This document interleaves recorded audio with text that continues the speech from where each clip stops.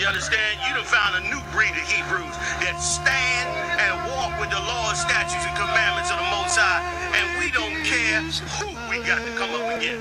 You ain't standing before this truth. You understand? We done took them all on and gonna continue to take them all on.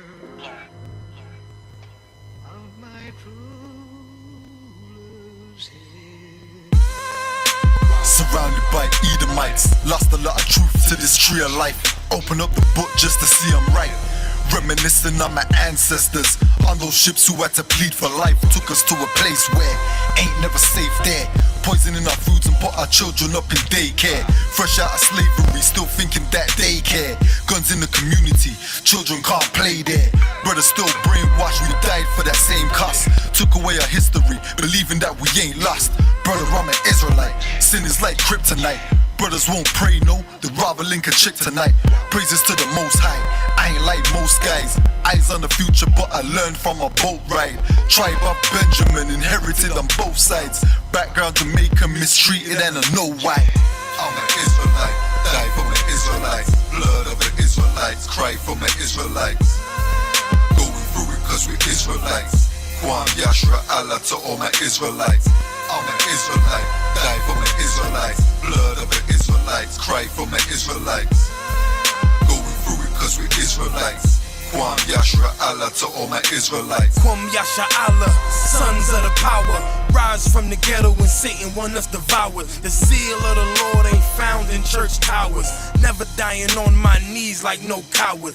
Wanna be an Israelite, you gon' need more than fringes. You gon' need to show you approve and get in them scriptures. Oh, I forgot to mention, traumatized from the lynching. Homicide, we the victim, Amistad ain't the ending. Kids with PTSD, suffering symptoms, never getting treatment. Something he gotta sleep with. Stockholm syndrome so long and it ain't a secret. That's why I die for them brothers I'm facing east with. Cause I'm an Israelite, crackers better get it right. Visions of my enemies, death flow through my dreams at night. If your mind ain't there, then we don't dream alike. Reporting live from hell, home of Christians and Edomites. I'm an Israelite, die for my Israelites. Blood of the Israelites, cry for my Israelites. Going through it cause we Israelites. Kwam Yashra Allah to all my Israelites. I'm an Israelite, die for my Israelites. Blood of the Israelites, cry for my Israelites. Going through it cause we Israelites. Kwam Yashra Allah to all my Israelites. While they play the sidelines, comfortable on benches. Catch me on the front lines, putting work in trenches. Making sure our election, preparing for Armageddon. Mastering this profession of prophesying these lessons. Protecting our adolescents and answering all their questions. Teaching the love they reflection, no matter what the complexion. We got a common connection, a part of God's hand selection. A shot at the resurrection, through us achieving perfection. But to give life takes sacrifice. Battle demons every fight. Short days and long nights. Less sleep and more fights. More wisdom, more strife. Telling everybody that they wrong and you're right.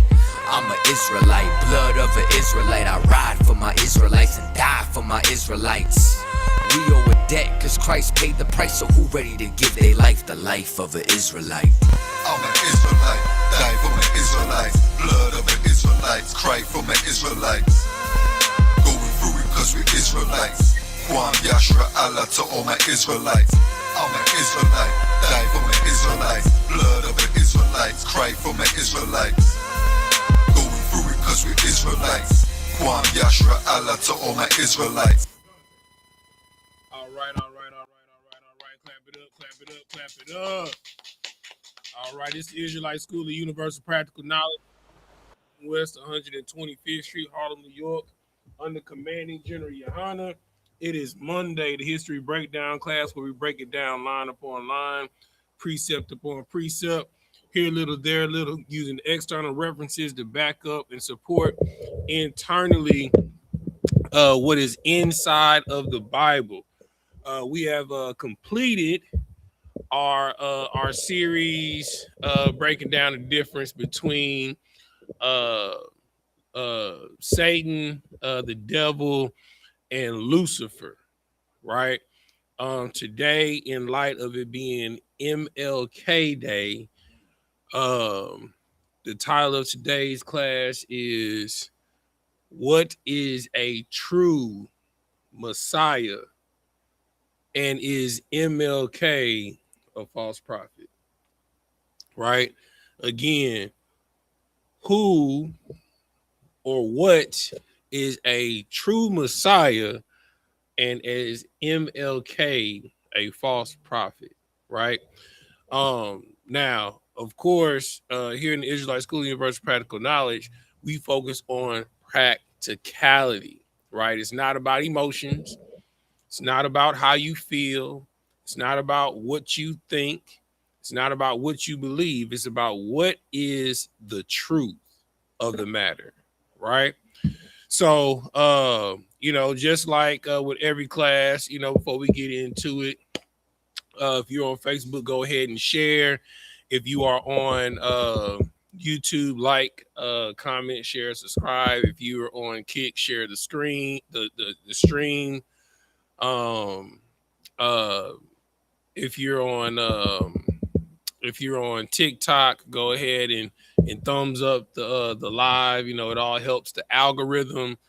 And then lastly, make sure you subscribe to I.S.U.P.K Houston, I.S.U.P.K Beaumont and Port Arthur, I.S.U.P.K Deep East Texas, and I.S.U.P.K Galveston, right?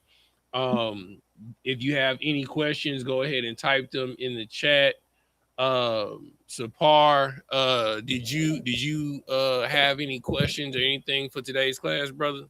Not today, sir. Okay, no sweat.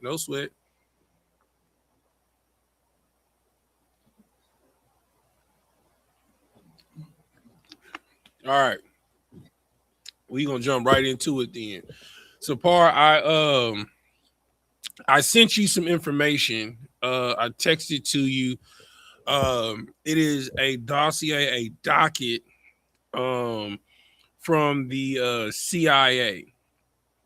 It's a white sheet of paper. It's the article, the counterintelligence program for black nationalists and hate groups. We're going to start off there. All right. I'm going to put it on the screen for everybody to see it. You can go ahead and start at the beginning of it. Right. I'm going to put it on the screen for everybody. Come, sir. This is the document from the CIA. It's the counterintelligence program. Black nationalist hate groups, nationalist activity, and interested in the counterintelligence. Mm-hmm. The coordinate to coordinate this program. Mm-hmm. This agent will be responsible for the periodic programs letters being requested. Periodic progress letters. So like periodic progress letters Mm-hmm. being requested. Mm-hmm. But each agent working this type of case should participate in the formulation of counterintelligence operations. Now, okay, so do you know what that means when it says that? It says that every agent working this type of case should participate in the formulation of counterintelligence operations. Do you know what that means? So like that means whoever assigned these cases must go undercover. Right. You understand? There's a movie about the Black Panthers called the Judas and the Black Messiah, right? That they had FBI agents that doubled that were double agents. They pretended to be a part of Malcolm X's movement, pretending to be a part of the Black Panthers movement, pretending to be a part of Martin Luther King's movement, the CLC's movement, Malachi Z. York's movement, to all for the purpose of to assimilate in so that they can get counterintelligence and find out what these people's weaknesses was, how they can trump up charges to stop their quote unquote movement or momentum that they were building, right? Keep reading, Sapar. Khan. Next paragraph. Goals. For maximum effectiveness of the counterintelligence program and to prevent wasted effort, long-range goals are being act. Number one, to prevent the coalition of militant black nationalist groups. Say that again. To prevent the coalition of militant black nationalist groups. In unity, there is strength. Say that one more time. In unity, there's strength. Right. So you have to understand that your enemy, the oppressor, the white man, right? And I'm saying this historically because during this time when the FBI was founded, majority of the agents were white, right? They started enlisting black and Hispanic agents specifically for the purpose of infiltrating our quote unquote civil rights movements, right? Because they knew that our strength came from our unity, right? Now, before he continues reading, I'm gonna read this, right? So, the end of the current age started in the 60s, specifically 68 and 69, when COINTELPRO was formed by the government of the United States to stop the rise, as what we're about to read in the CIA document, the rise of a black messiah, right? Because the devil, right, as we learned in our previous class, diablos in the Greek means deceiver, right? He knows the scriptures better than anybody else, right? So for that is how he's able to deceive. Okay, so they already knew that our strength came in unity, because in less than 50 years removed from slavery, we had Black Wall Street, we had Seneca Village, we had Rosewood, you know, we had multiple neighborhoods and thriving communities in Detroit, in Chicago, right? In Alabama, in Arkansas, right? Everywhere where there's a famous lake, in Georgia, where there's a famous lake, 9 times out of 10, they flooded a black town, a black city. So, you know, people ask, well, where are all the black cities? Every time we built one, they created eminent domain, either put a freeway through the middle of it, or they flooded it and made a lake, right? Because they know that our strength comes from unity, right? All right, keep reading, Sapar.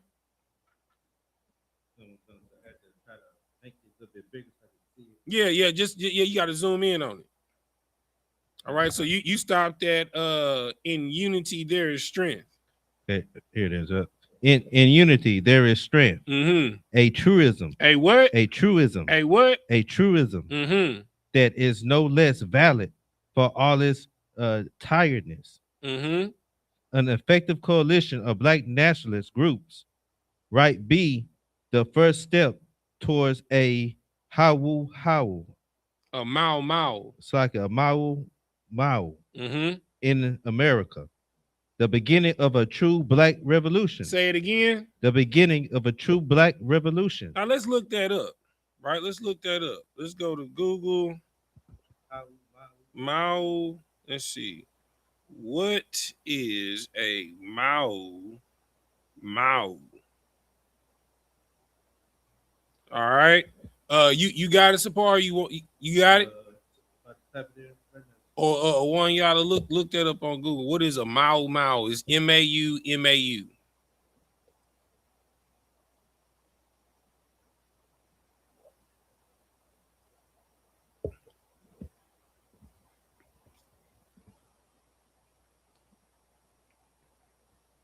Whoever got it, go ahead and read it. Just type that in Google. What is a Mau Mau? A Mau Mau refers primarily to the anti-colonial resistance movement. Say that again.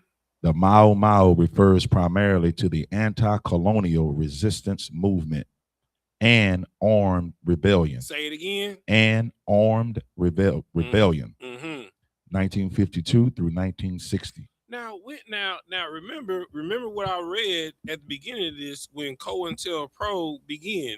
The end of the current age started in the 60s, specifically 68 and 69, when COINTELPRO was formed by the United States government to stop the rise of a black messiah. Keep reading, one y'all. In Kenya against British rule, led by the Kikuyu people, fighting for land rights and freedom. But the term also refers to a 1950s New York City street gang and a popular card game. The Kenyan Mau Mau, known as the Kenya Land and Freedom Army, used guerrilla tactics. Say it again. Used guerrilla tactics. One more time. Used guerrilla tactics. You know, like what they showed all over the internet during New Year's Eve, you had people in the hood throwing firecrackers that were meant to be shot out of chutes. You know how you buy the homemade fireworks set that shoot the bombs up in the air to do like your own fireworks display? They were lighting them up and throwing them in the middle of cop caravans and watching them explode in the middle of cop caravans. You know what I'm saying? That's what you call a guerrilla tactic or guerrilla warfare, right? This is what they are afraid of, right? Keep reading. One y'all. And used guerrilla tactics, leading to brutal colonial crackdowns. What type of colonial crackdowns? Brutal colonial crackdowns, mass detentions, and immense suffering on both sides. Say that one more time. And immense suffering on both sides. Right, because they know you already gone without, right? You know what it is to live on rice and beans and rice, or rice and sugar, or rice and eggs, right? You will eat a poor man's meal just to make it through the day. They not used to that. You understand? Just so you can have strength to fight. And they're afraid of, like, there's no greater or more ferocious fighter than a so-called Black, Hispanic, or Native American. We are fierce warriors. You don't believe me? Look on that gridiron on the football field. You understand? Like I was talking to my rib yesterday about Ryan Clark. She was like, "Who is Ryan Clark?" I was like, she's a huge Pittsburgh Steelers fan. I was like, "How you don't know who Ryan Clark is?" They changed the game of football, like the rules of engagement when it comes to tackling, because of two people, Ryan Clark and Ed Reed. The reason why you can't lead with your head when you tackle somebody and is because of Ed Reed and Ryan Clark. They was laying people out on the field. I mean, like lifeless, unalived bodies. You know what I'm saying? They were out here just giving brothers concussions. You know what I'm saying? Giving running backs, and these are cornerbacks. These ain't no linebackers. These are cornerbacks out here laying what we call back in the day hat. You know what I'm saying? We have fierce warriors. You understand? That don't mind putting their body on the line to take you out. That's why they have football. That's why they have basketball. That's why they have track. That's why they have boxing, because they rather you explore that for entertainment than to devise guerrilla tactics and to come together in unity and free yourself. This is not what Officer Tazadok thinks. This is not what Officer Tazadok believes. This is a CIA document that we're reading. What's called a dossier, right? All right. Back to you, Sapar. Oh, go ahead. If you got some more on it, go ahead. Just a little bit of the water. It says a response to the British land confiscation, forced labor, poverty, and lack of political rights, fueled by a desire of true self-rule. Say that one more time.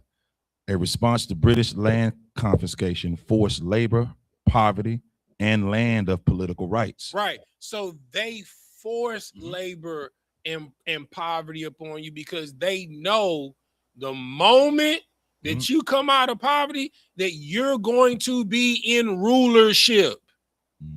The whole world already moves to the beat of blacks and Hispanics and Native Americans. Right. Like the way the world dresses, the way they talk, the music they listen to, all cultures lead back to blacks, Hispanics, and Native Americans because to you was given the fatness of the earth and the dew of heaven. You understand? The scripture says that we are the salt of the earth. We give this world flavor. Even the past times that we don't even do no more, they wouldn't have it if it wasn't for us. Rock and roll, jazz, the blues, country music. Country and folk music comes from the blues. Right. So, and all pop music is, or popular music is the oppressor taking cuts from blacks and Hispanics and remixing it and releasing it to a white audience. They've been doing this since antiquity. Yep. Because they have no culture. Know off the bat, if you do not claim your culture, then they're going to rule over you. You have to be as wise as a serpent, but harmless as a dove. They know what you'll do if you come together. Right. But you want to fight your Hispanic brother, and my Hispanic brothers, you want to fight your black brothers. We know that it's bad blood between us, and it comes from the prison system. Yeah. But we're a family. Yes, families do fight. But just like y'all was there for us, I will never forget what they did for us at the Alamo, man. Never.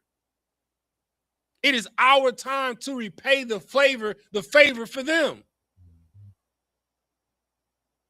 The only salvation for blacks, Hispanics, and Native Americans is blacks, Hispanics, and Native Americans. That's why they're afraid of a so-called black messiah. That's why they whitewashed all the saints, all the prophets, all the angels. Because if you were to see any illustration of power that looks like you, it's letting you know that you can aspire to do something. You can aspire to be something. And they can't be anything without you. That's why in your community, everything that amasses for you to survive, it's sold to you by another nation. That's not by design. It's not by happenstance. It's by design. It don't matter if you go to the UK, the Caribbeans, South America, Canada, it's the same nations in the Black and Hispanic community. How is that? I can go to a bodega in New York and see the same people running a 7-Eleven in Chicago. The same people that's running a 7-Eleven in Chicago and a bodega in New York, I see them at a stop and go in Houston. Same spirit. Go ahead, Sapar. And it's like I was just like the brother say, it's like that them places like that have the same spirit. And when you walk in there, they got like the same drinks, the same snacks, the same everything. If I could finish the rest of it. Go ahead. The one. An armed struggle involving guerrilla warfare, secret oaths, and violent attacks met by severe British counterinsurgency, including torture, mass camps, and forced displacements. Say that one more time. Including torture, mass camps, and forced displacements. That's what's happening now. That's what the Trail of Tears was. You understand? That's what the prison system is. Matter of fact, let me look this statistic up. Where you at? Where you at? Let me open up because I don't want to lose that mile. That's heavy. That's heavy right there. What percentage of the prison system is Black and Hispanic?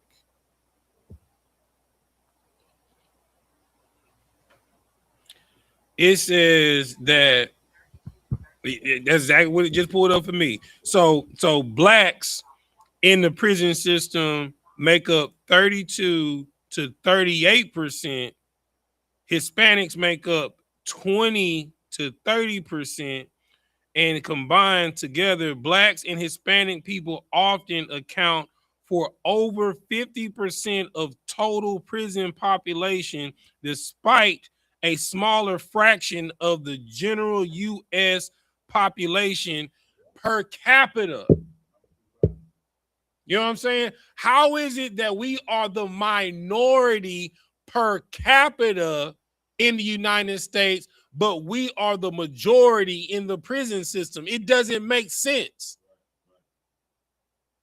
Combined, Blacks and Hispanics, we're 32% of the population, but we're at 68, almost 70% of the prison population in the nation. It goes back to that last, read that last bullet one more time, one y'all that you read on the mile.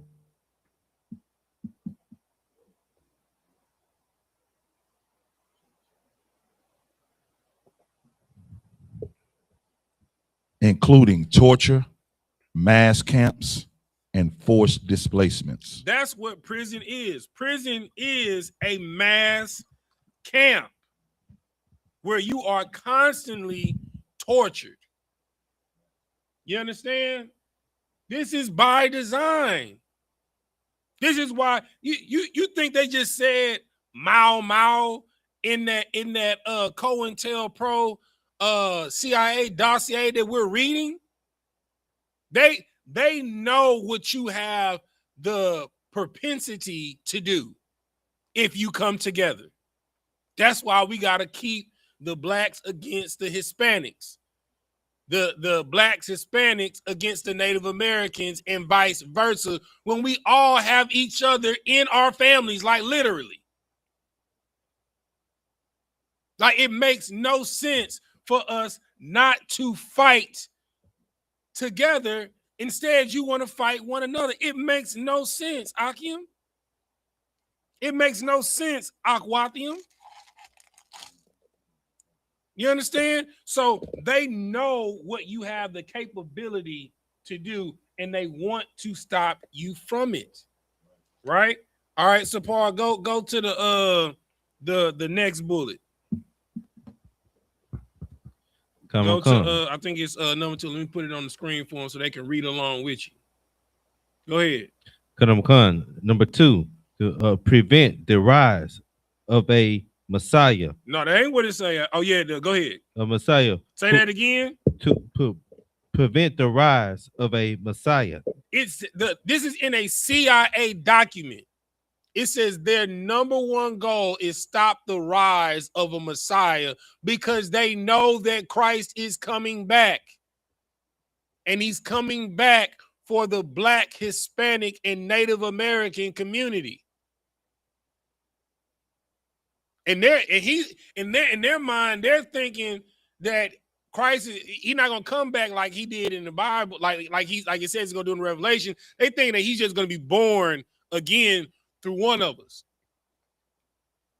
But they know what each and every one of us has propensity to do. That's why the scripture says that many are called, but few are chosen. Because they know if you walk in what you were called to do, this nation would change overnight. Keep reading, Sapar. Khan. Who could unify? Who could what? Who could unify? Who could what? Who could unify and electrify the Black militant nationalist movement? Malcolm X might have been such a Hoshinin. Hold on. A Messiah. He might have been such a Messiah. So like it. That Malcolm X might have been such a Messiah. Remember, you just got to remember history and who all was assassinated and killed by, and like it's open now. Like the paperwork is open now. It ain't like these files are open. Betty Shabazz, the Shabazz family sued the United States government and won for the murder of Malcolm X. It's not a guess anymore who killed him. The FBI killed him. Right? Because he could have been a Black Messiah. Right? Keep reading. Khan. He is the martyr of the movement today. Martin Luther King, Stokely Carmichael, and Elijah Muhammad all inspired to this position. Say that again. Martin Luther King, Stokely Carmichael, and Elijah Muhammad all inspired to this position. You understand? So, and today is what? MLK Day. You know what I'm saying? And MLK, he was a brother. He came to his senses at the end, and we're gonna talk about that. You know, I don't want to put the cart before the horse. You know, he said that I'll talk about that at the end. But he came to his senses at the end, but he was foolish in his journey. Right? Keep reading, Sapar. Come. Elijah Muhammad is less of a threat. Say that again. Elijah Muhammad is less of a threat. Let's find out why. Go ahead. Because of his age. King could be a very real contender for this position. Should he abandon his supposed obedience to white liberal? To what? His obedience to white liberal doctrines. Say that again. His obedience to white liberal doctrines.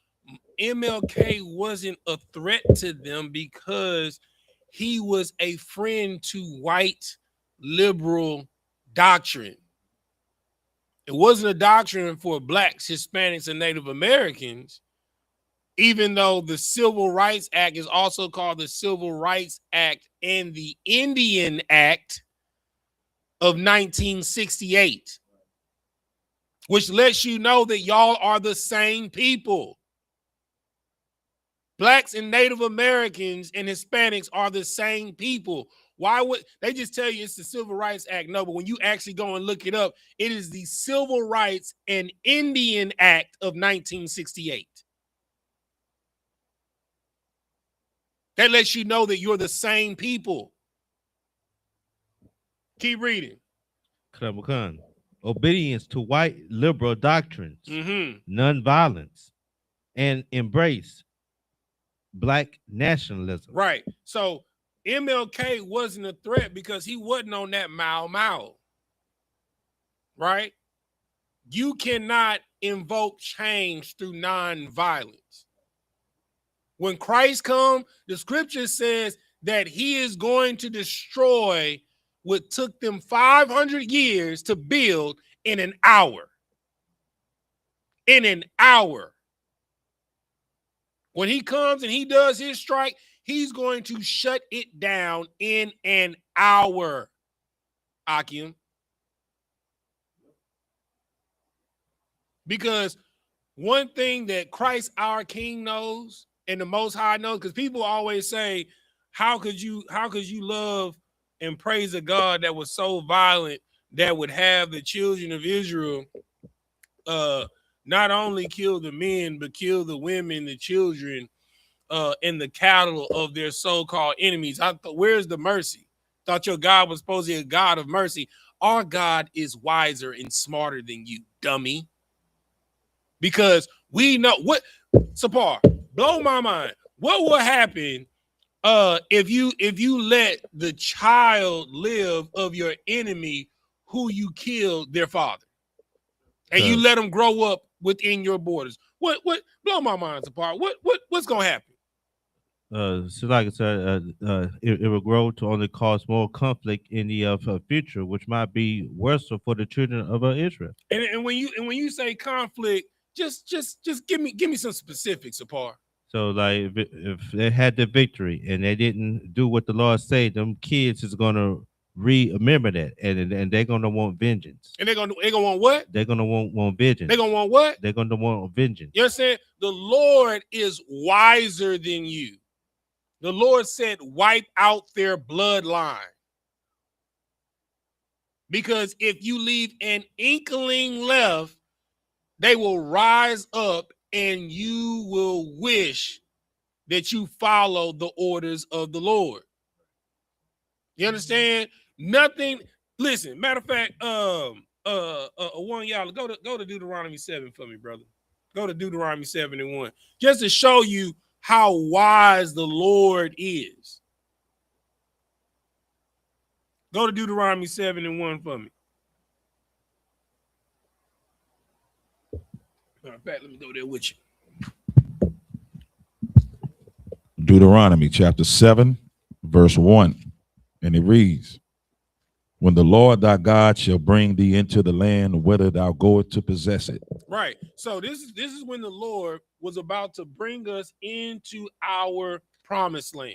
Right? Right? So he's letting us know, all right, y'all, before y'all go into the land to possess it, I got to break some things down to you. Some small, simple facts that you need to know in order to thrive. Right? Read. And have cast out many nations before thee, the Hittites and the Girgashites and the Amorites and the Canaanites and the Perizzites and the Hivites and the Jebusites, 7 nations greater and mightier than thou. Right. So the land that we were going in had several Canaanite nations. You understand? Several Canaanite nations that were greater in number and mightier than us. Right? But the Lord, he sent us to cast them out. And let's find out what casting them out is. Read. Verse 2. And when the Lord thy God shall deliver them before thee. Shall do what? Deliver them before thee. Shall do what? Deliver them before thee. Right. So basically, they're going to fall into your hands. Like as if you was just, chilling and somebody rambling through a bottle of water and it perfectly just landed in your lap. Right? So when the Lord delivers these nations before you, let's find out what the Lord wants you to do with them. Go ahead. Thou shalt smite them. They shall do what? Smite them. Shall do what? Smite them. Now, what's another word for smite? Strike. To destroy. right? And he's actually going to say that. Go ahead, read. And utterly destroy them. Right. So just in case you thought smite was just to strike them. No. Right. He said not only strike them, but to utterly destroy them. Mm-hmm. Keep reading. Thou shalt make no covenant with them, nor shew mercy unto them. Because the Lord knows whenever somebody's about to die, what do? They bargain. Hey, right. Let's make a deal. Hey, I'll give you $1 million for my life. You know what I'm saying? I give you my Bugatti. I give you some silver. I give you some gold. I give you one of my piece and chains. Just let me live. Right. But the Lord knows if you stall them out and you let them live, what do you think is going to happen? Same thing that happens whenever anybody gets robbed. They're going to want to seek vengeance. He's saying to utterly destroy them. And then he said, make no covenants, no agreements with them. But you make covenants and agreements with them every day on your phone. Every time you download the app, you make a covenant and agreement. You know what I'm saying? Every job that you get, you sign those terms and them policies, that policy that you got to sign, that you received it, you didn't contract it with them. You didn't make an agreement with them. You know what I'm saying? Every time. SHALAM. I'm teaching class right now, General. Do you want me to step away real quick?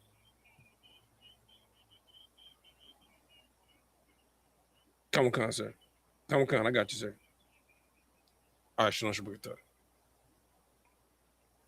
All right. So with that being said, if you make an agreement with them, you are corruptible. Yep. You are selling your people up the river. You are selling out your people.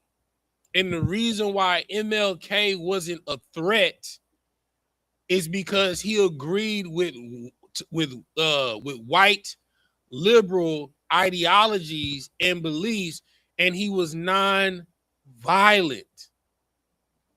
Yeah, he got it from Gandhi, another heathen, right? That was enslaved by the British. But they were afraid that you were going to take on tactics that were biblical. They called it Mao Mao after the Canaanites. After the Hamites, right? But it's biblical because the Lord said when the Lord delivers them before you and before you go into your land, that you're going to have to smite them. You're going to have to utterly destroy them and make no agreements and covenants with them. Now, here's the heavy part right here. That's destroyed more movements in the Black and Hispanic communities in a little bit. Read the next part.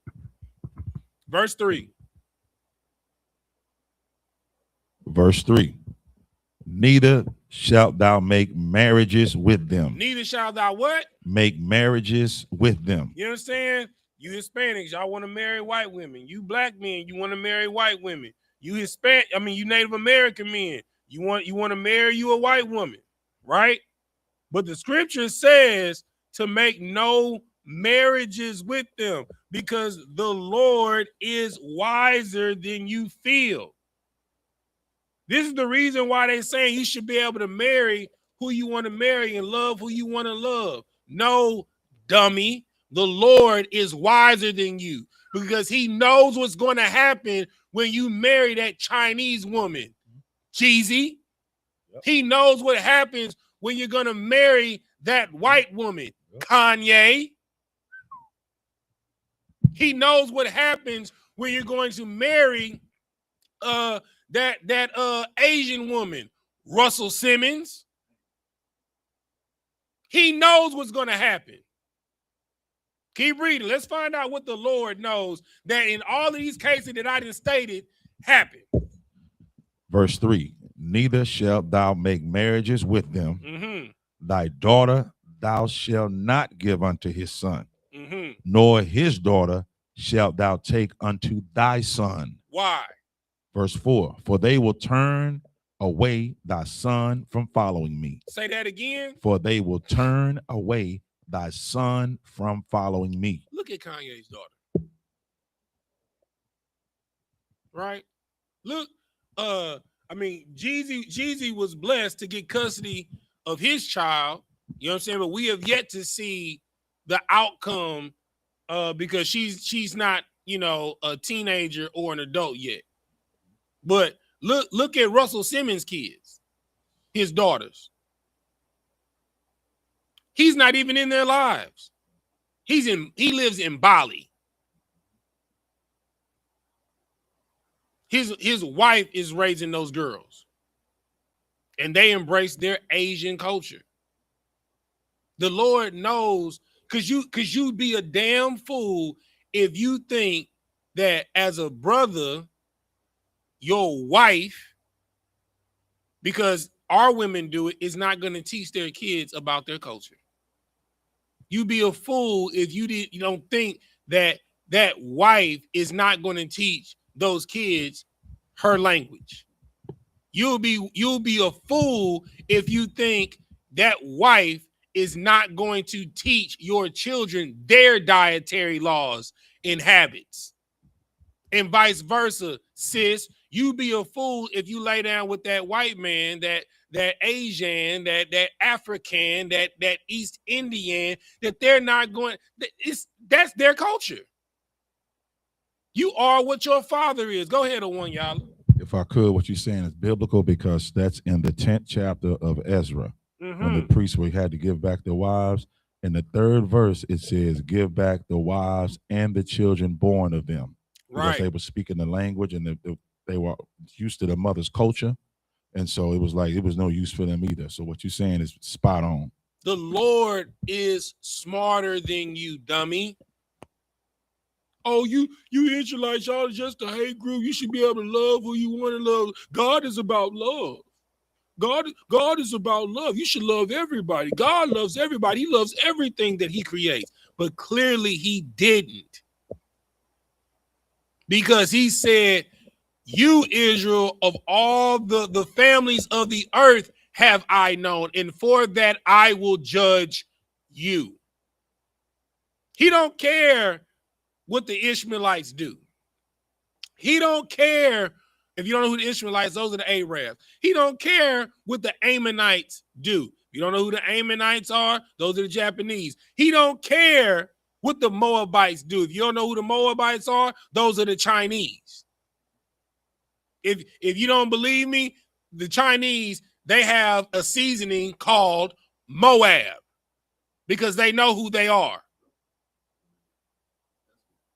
You can go to the grocery store right now. Go to H-E-B for those that are in Texas, because, you know, here everything's better. Slocky. You know what I'm saying? But you go to the international aisle, go down there where the Chinese food is, you know what I'm saying, the soy sauces and all of that. They have a spicy chili sauce that's called Moab because they know who they are. This is not a game. This is not a fairy tale.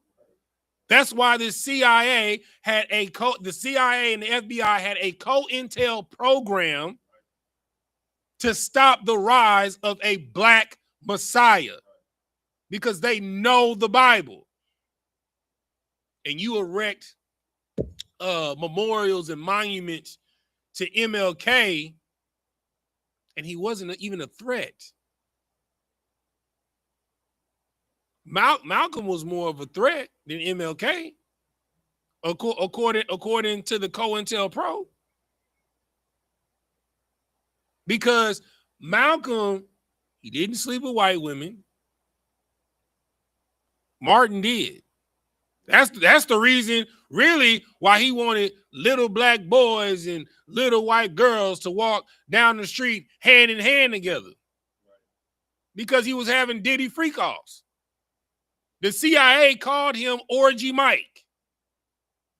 That's Martin's real name. That's MLK's real name. His real name is Michael. His name is Michael King. And in the COINTELPRO documents, they called him Orgy Mike. Because he would be sleeping with white women when he would be on these missions, and he would tell the white women, call me a nigga tonight. But this is who you look up to. This is who you venerate. That's why they said that he could have been a threat, but he believed in white liberal doctrine. So that should tell you, black people, if you are a liberal, you're a dummy. You're not a threat. Keep reading, Sapar.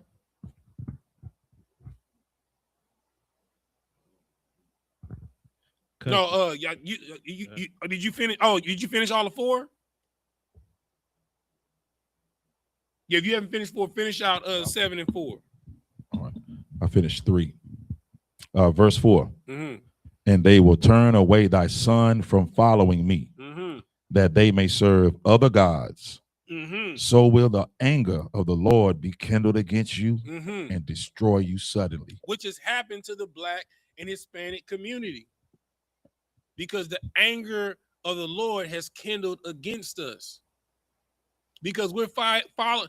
Martin Luther King followed the ideology of other gods. You know who is it? You know who his God was? Gandhi. He was a disciple of Gandhi. You know how Peter, James, John, Matthew, Luke were disciples of Christ. Martin Luther King was a disciple of Gandhi. Gandhi was a follower of Krishna and Vishnu. And he hated black people. That's the crazy part. He was a disciple of Gandhi, and Gandhi hated black people. Gandhi is a known racist. But like Killmonger said in Black Panther, is this your king? Is this your Messiah? Is this the person that you venerate? You want to know why they put a MLK Boulevard in every black community across America? Because they want you to be white liberals. They want you to be docile. They want you to go along to get along. They want you to be nonviolent. Remember the words of Martin Luther King. See, we love Martin because he was nonviolent. Because they know if you come together and you get violent, violence gets things done. It makes your enemy respect you. Imagine if a brother, when George Floyd was getting his neck kneed on, sacrificed himself and went and knocked the cop off of his neck so he could breathe. He might be alive today. The other brother would have got arrested. He'd have served some time in jail, but hey, we'd have put some money up for his books. He'd have got out. He'd have got bond. If a brother would have stood up for Alton Sterling, he might have been alive today.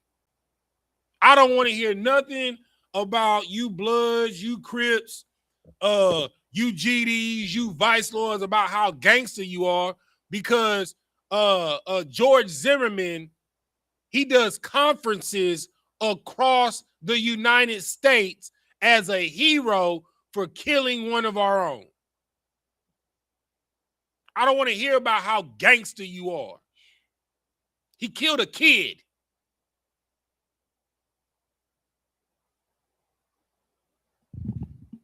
You had your hand up on one, y'all? Go ahead. Khan, I want to, if I could, read Isaiah chapter 32, verse 5 through 8 real quick. Go ahead. The vile person shall be no more called liberal. So, what? Whoa. Say that again, huh? The vile person shall be no more called liberal, nor the churl said to be bountiful. Oh my God. Truel is I looked that up before I read it real quick. The truel is a person who is ill-mannered, discourteous, impolite, ungracious, uncivilized, right? Mean-spirited. Verse 6, for the vile person will speak villainy, and his heart will work iniquity, to practice hypocrisy, and to utter error against the Lord, to make empty the soul of the hungry, and he will cause the drink of the thirsty to fall. Verse 7, the instruments also of the churl are evil.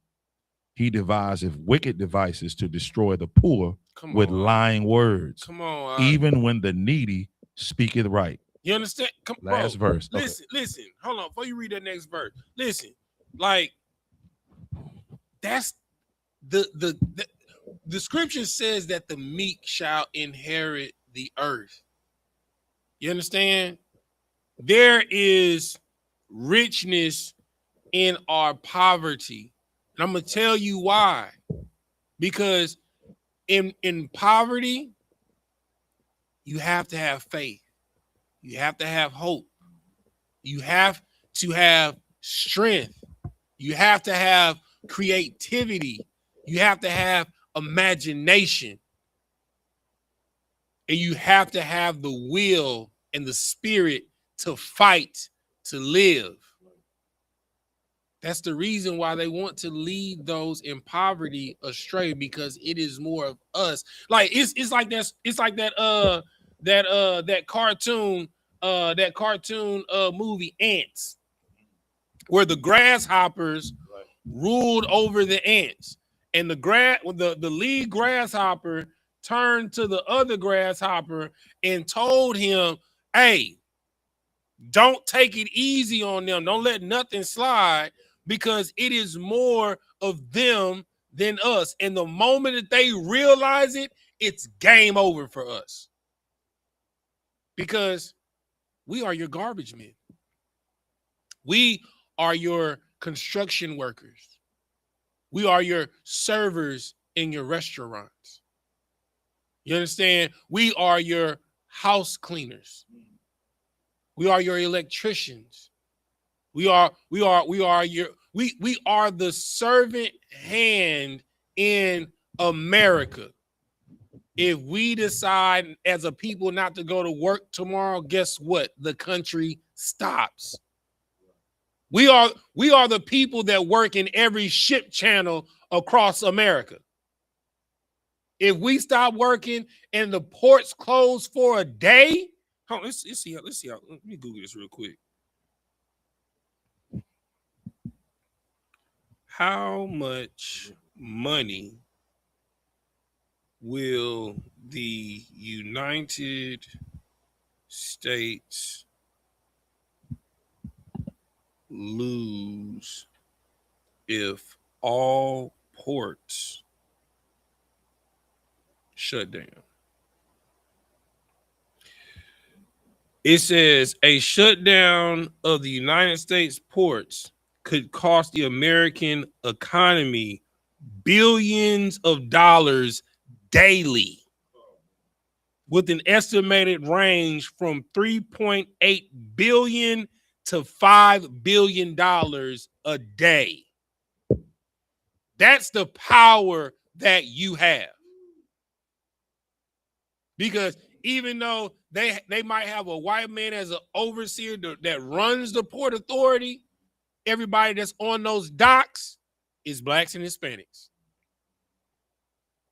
Everybody that runs those piers, that make sure those shipping containers get tagged and clipped, is blacks and Hispanics. If we decide that we're not, that as a whole, as a people, we're all going to stay at home for a week and not go to work, the American economy was shut down overnight. That is the power that you have, and that's what they fear. They fear your unification. That was in point number 1. Go ahead, continue reading the one, y'all. Salaki. This is verse 8, Isaiah chapter 32, verse 8. But the liberal deviseth liberal things, and by liberal things he shall stand. Come on, Art. Come on. So we have to move to a mindset of militancy. You have to have a militant mindset. Like, if you don't know what a militant mindset, it is to be austere. Somebody look up that word for me. Somebody look up what austere means. Because that's how our king was. Because they say that Christ, you know, he was basically they betrayed Christ like a homosexual. That's how they betrayed Christ, as a docile, weak, effeminate man. But that's not how the Bible describes it. It says that he was austere. Let's find out what the definition of the word austere is. Read. Definition of austere, A-U-S-T-E-R-E. Severe or strict in manner, attitude, or appearance. Say it again, brother. Read that one more time. Austere, severe, or strict in manner, attitude, or appearance. These are some similarity words. Severe, stern, strict, harsh, unfeeling, stony, steely, flinty, cold, frosty, unemotional, unfriendly, You know what I'm unsmiling, You unsympathetic, unforgiving. Let me give it to y'all in H-Town vernacular. A stiff nigga. A stiff carnal. You understand? You're not to be trifled or to be played with.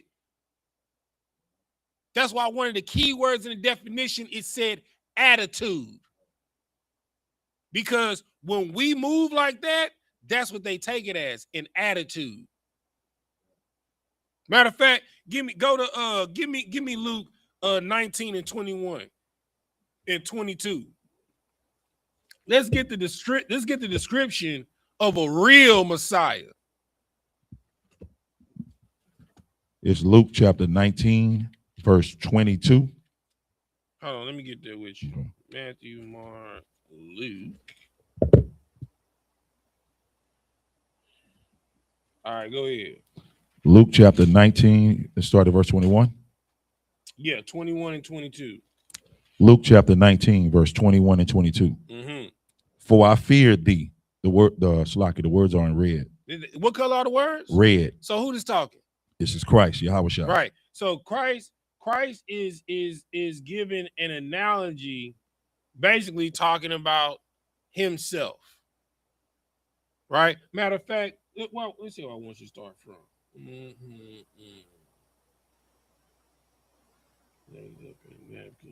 All right, I'll give you the summarization, right? So this is the parable of the servant and the talents, right? So in the beginning of the parable, the king leaves and goes off on holiday vacation, wherever the hell he's doing. He's going off to do some work somewhere else in the world.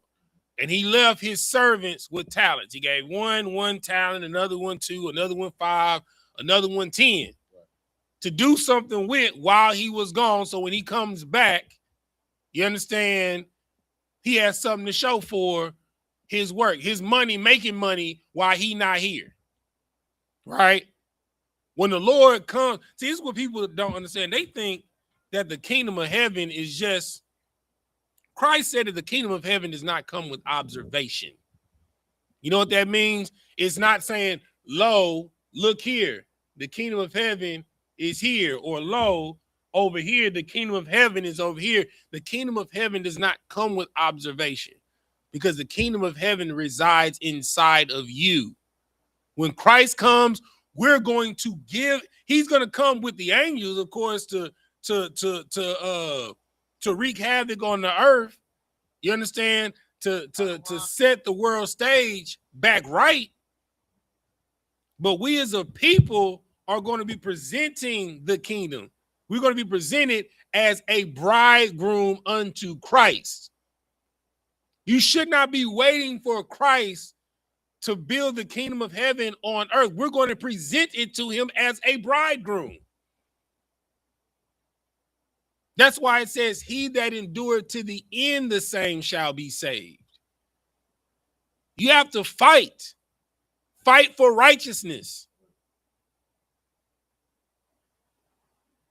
Keep reading. Read. Go ahead, read that. Okay. So when the king came back, right, he basically tallied up with his servants. You know, the one that had 10 talents, he doubled it. He had 20. You know what I'm saying? Presented it to the Lord. Well done, good and faithful servant. The one that had 5, he doubled it and had 10. The one that had 2, he doubled it and got 4. And then when he got to the one that only had 1 talent, matter of fact, start at verse 18 and walk it down. This is Luke chapter 19, verse 18. Go ahead. It reads, and the second came, saying, Lord, thy pound hath gained 5 pounds. Right. So what he had, you know what I'm saying? He went and got interest. He got 5 pounds and gave it to the Lord. Right? Keep reading. 19. And he said likewise to him, be thou also over 5 cities. Over what? 5 cities. Right? Because you took a pound and turned it into 5 pounds, and because of the work that you've done, I'm going to put you over 5 cities. You know what? One of y'all, this is so cold because it sounds like the truth. It sounds like the I.S.U.P.K. You do good and build up 1 city. Okay, no sweat. I'm going to give you 2 more. I'm going to give you 5 more. But before you can build up a zone and build up a city, you have to first build up yourself. That's why here in the Israelite School of Universal Practical Knowledge, it says if a brother or sister wants to come into the school, he has to first shed themselves of the world. Because before you can raise up a city, you got to raise up yourself. As the scripture says, work out your salvation with fear and trembling.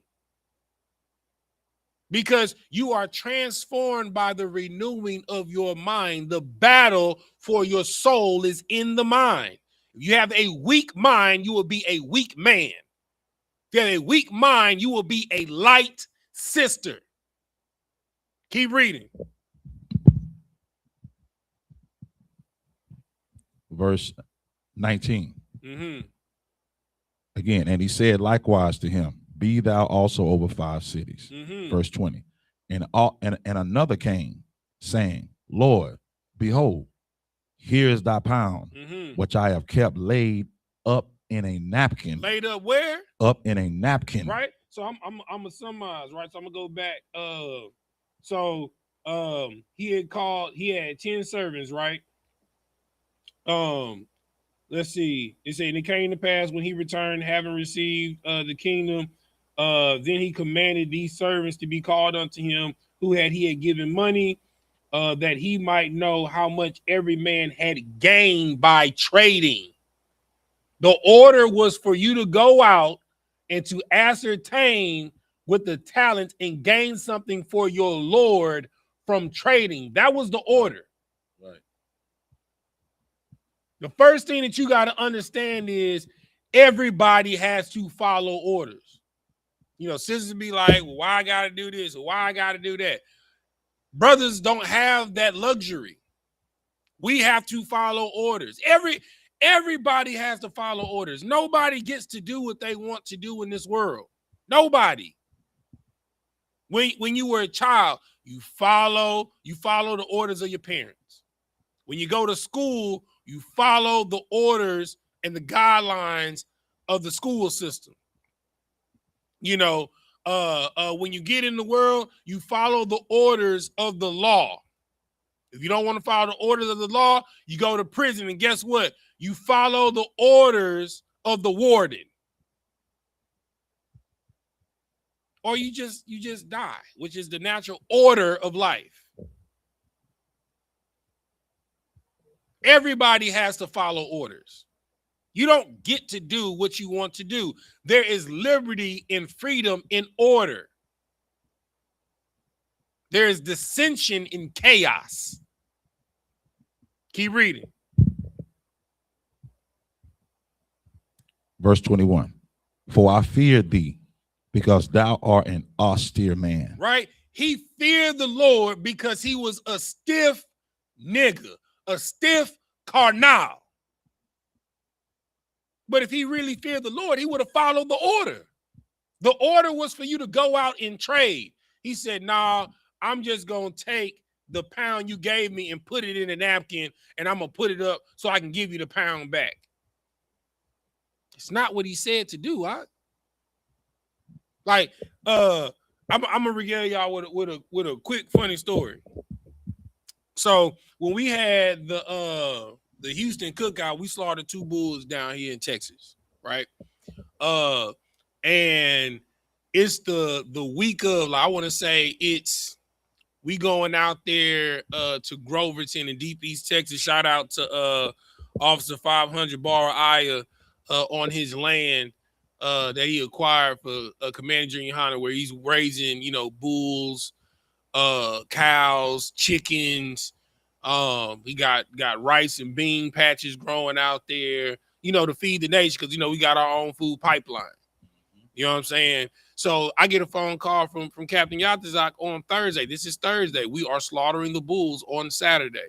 Captain Yatazak calls me and says, Tazadak, I am putting you over the slaughter of the bulls. I was like, Salakia, sir, the slaughter of bulls is on Saturday. I know what day it is. I am putting you in charge of the slaughter of the bulls. I was like, well, Salakia, sir, it's Saturday. I don't have any, I don't know what's been procured, you're making me accountable and take a responsibility for something that I haven't had complete control and hands on from the beginning. You know what he said to me? He was like, it sounds like you scared of the work. It sounds like you scared of the responsibility. That's what it sounds like to me.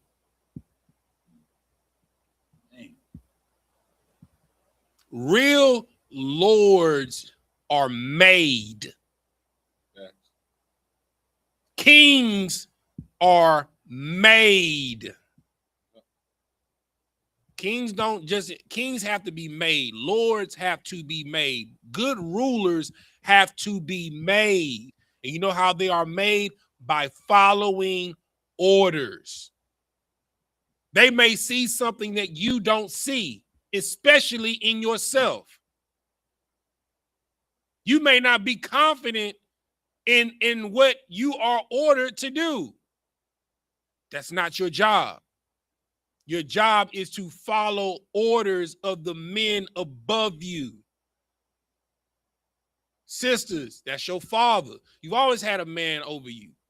Your father. When you was at school, if you had brothers, your brothers had charge over you to protect you. And then when the time came, your father gave your hand to another man to have charge over you. Everybody has to answer to somebody. And this brother right here, he was so scared, he didn't follow the order. If he would have just tried it, even if he would have got a pound for the pound that he had, he might have got a city. The other brother that had 1 pound and went out and got 5 pounds, he was given 5 cities. Keep reading the one, y'all. Verse 21. Mm-hmm. For I fear thee, because thou art an austere man. Mm-hmm. Thou takest up that thou layest not down, mm-hmm. and reapest that thou didst not sow. That is the kingdom of heaven. The Lord is going to receive what he didn't build. He's going to take what he didn't sow. That's why you can't be so focused looking lo, the kingdom of heaven is here. Lo, the kingdom of heaven is here. The kingdom of heaven does not come with observation. It comes by working with fear and trembling.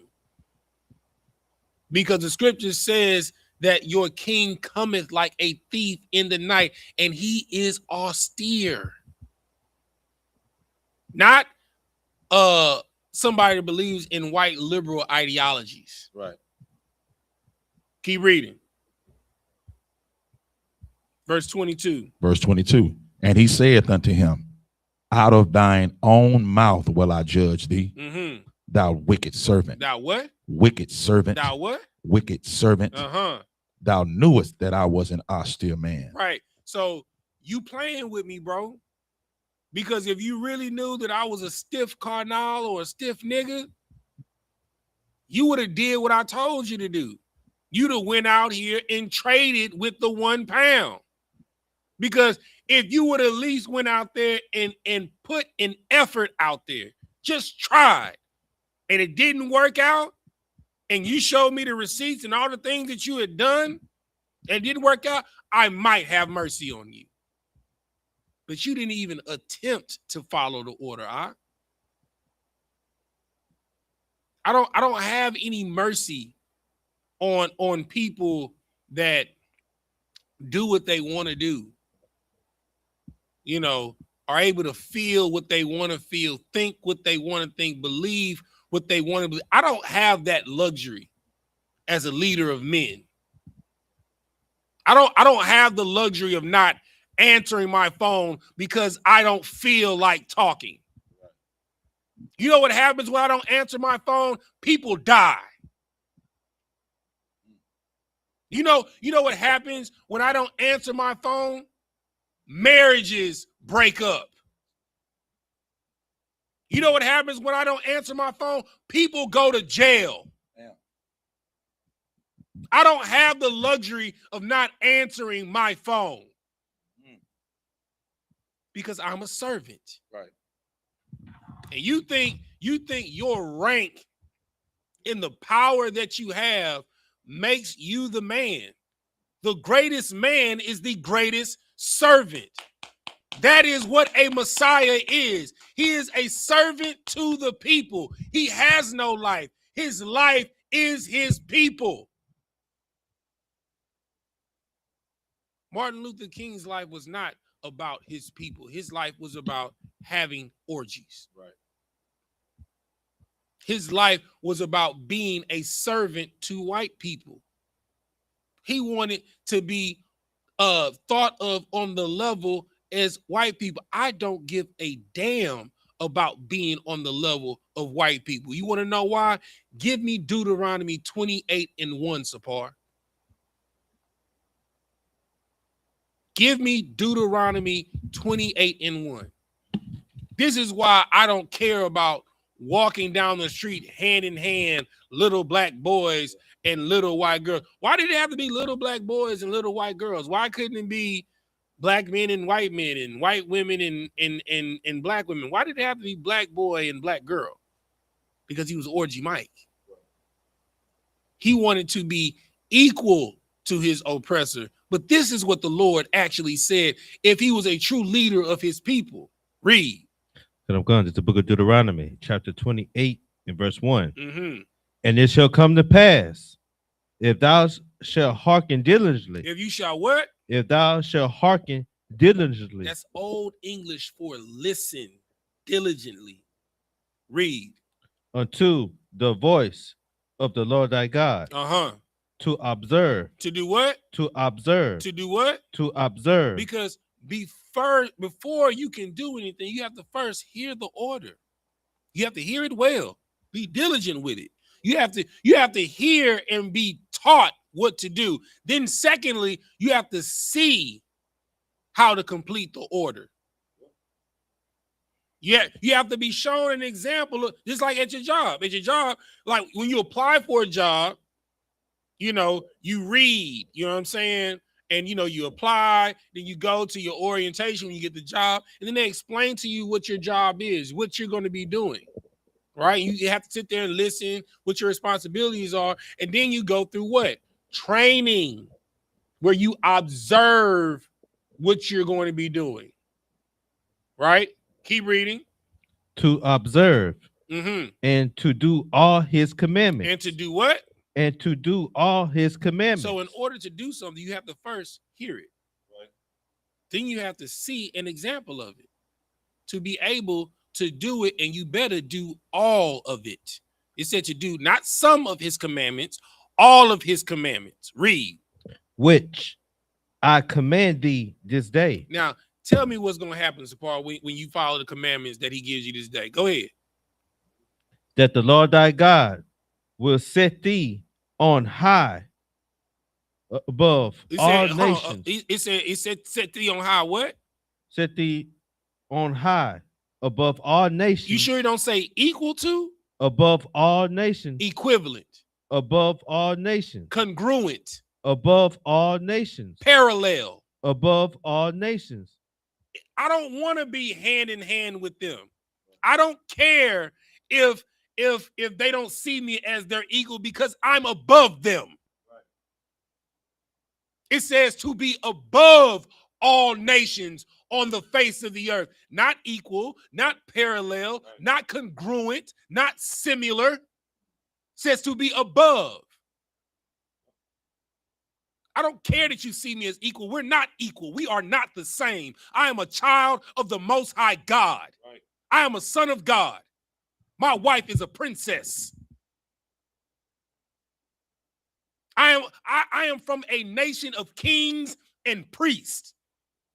We are not the same. We are not equal. You are beneath me because you are wicked and unrighteous, and the Lord did not trust you or your people with his laws, statutes, and commandments. Right. That is our wisdom in the sight of these nations. That's how you are to move austere. That you're not to be played with or trifled with. You are a son of God. You are a princess. You are royalty. That's what YAHANNA means. It means prince of the power. You need to move and carry yourself as such. You've been moving like a peasant for far too long, acting like Martin Luther King, trying to go along and get along with your oppressor. And what has that gotten us? Crack? Cocaine? RICO charges? You want to be like your oppressor so much, you want to be a PDF file just like him. You want to be a sexual deviant just like him. I remember when our sisters used to walk through the street and the oppressor's women would be in envy. You go and get BBLs and you have the natural BBL. You don't need it.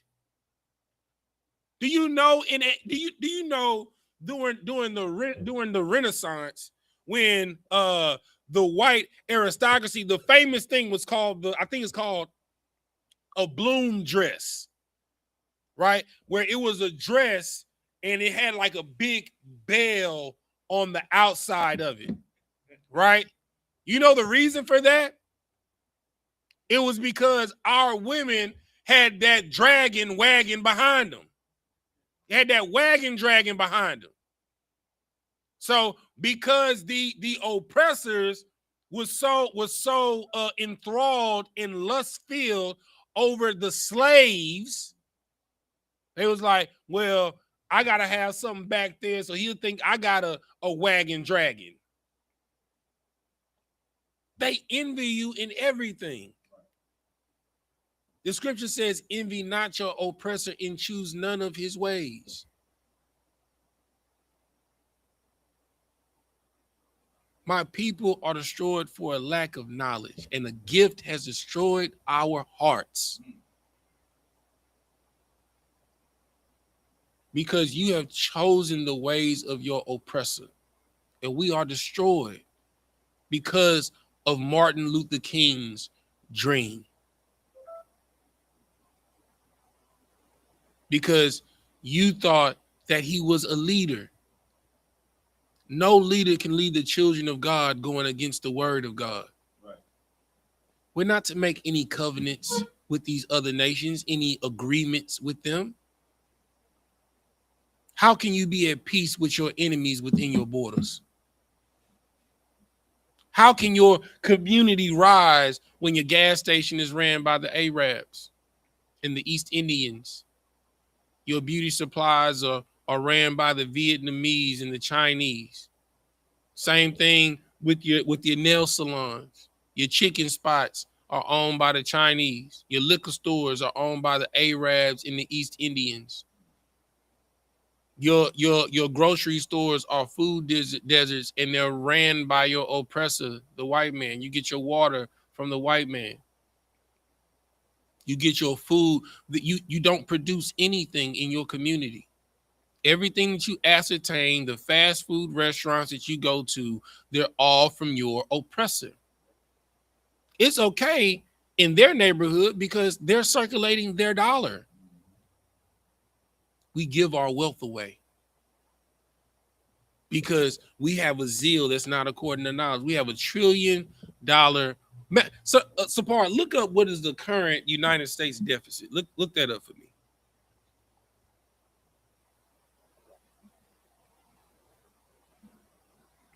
What is the current United States deficit? Somebody look that up for me. The current United States deficit.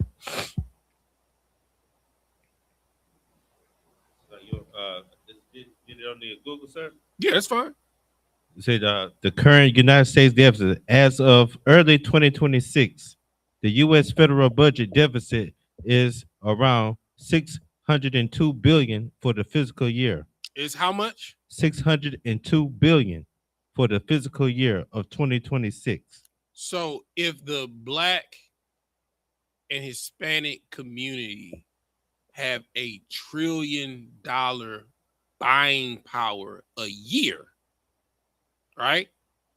Somebody look up and we'll just throw the whole nation in there. Somebody look up how much money was spent.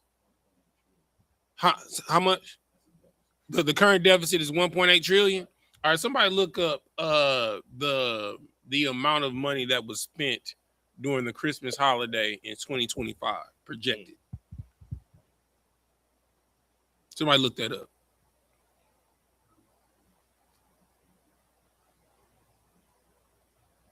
Somebody give me that number. What was that number? So like it says that the U.S. holiday spending in 2025, November 1st to December 21st, was projected to surpass 1 trillion. How much? 1 trillion. How much? 1 trillion. So you mean to tell me if our nation was really about freedom, because you know the scriptures say for you not to be in debt because debt is servitude, debt is slavery. In 2 years, in 2 Christmases, we would be out of the United States deficit and we would be in a surplus. In 2 years. 2. The current deficit is 1.8 trillion, which means in 1 year we'll have 800 billion left to pay.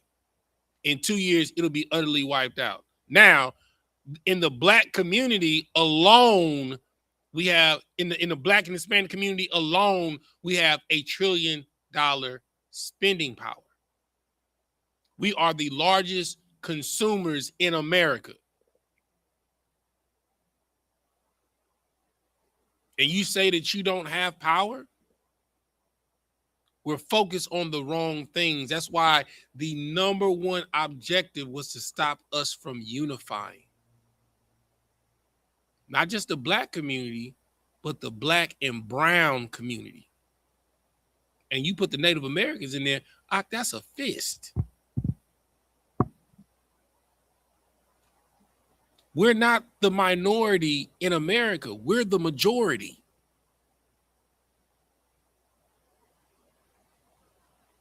Let's get back to the COINTELPRO document. Let's finish that out.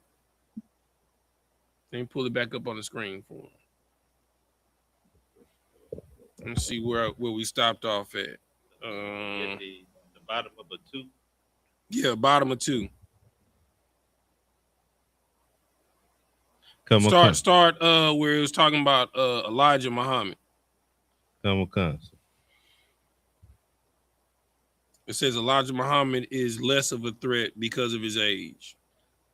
That Elijah Muhammad is less of a threat because of his age. Mm-hmm. King could be a very real contender for this position should he abandon his supposed obedience to white liberal doctrines. And the word choice is important. It didn't say his agreeance with, he said his obedience to white liberal doctrine. Keep reading. Nonviolence and embrace black nationalism. Mm-hmm. Carmichael. Hold on, look. It said if he would have not been so obedient and actually embraced black nationalism, which lets you know that Martin Luther King did not embrace black nationalism. Martin Luther King was not for black power. Like when the Black Power movement came, he wasn't with that. Martin Luther King, like look it up. Him, Stokely Carmichael, were diametrically opposed because he's trying to get benefits and equality with white people, and Stokely was talking about black power. The Black Panthers was talking about black power. He wasn't for black power. He wasn't a black nationalist. A Democrat. He was a Democrat. Right? Go ahead, keep reading. Carmichael has the necessary charisma to be a real threat in this way. Mm-hmm. Number 3, prevent violence on the part of black nationalist groups. Mm-hmm. This in of primary importance and is, of course, a goal of our investigation activity. Mm-hmm. It should also be a goal of the counterintelligence program. Mm-hmm. Through counterintelligence, it should be possible to pinpoint prior potential troublemakers and neutralize them before they exercise their potential for violence. Their potential for what? Their potential for violence. Because they know once we stop fighting with one another and we realize what you've done to us and we know that you're our enemy, who we gonna fight with? Them. Right? Okay. All right. Number 4. Read number 4. Number 4.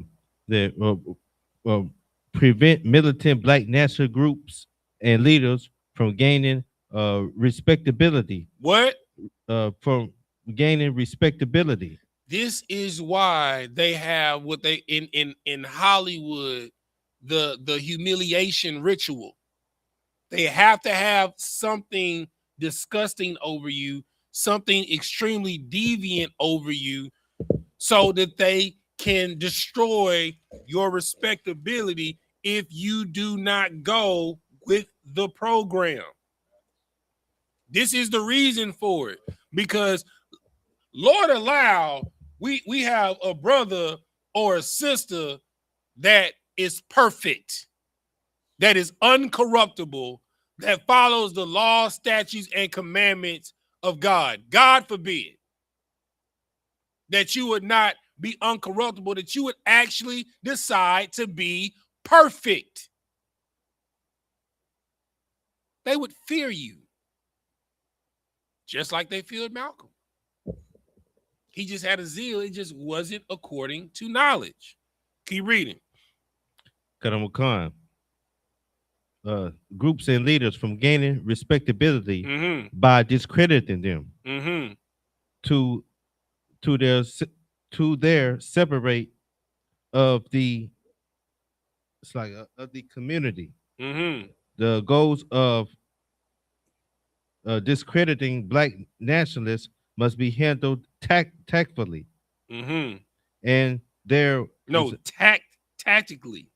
Tactically in 3 ways. In what? In 3 ways. Let's find out the 3 ways. That you must discredit these groups and individuals. 2, first, the respectable Negro community. I mean, it's like the responsible Negro community. Second, they must be discredited to the white.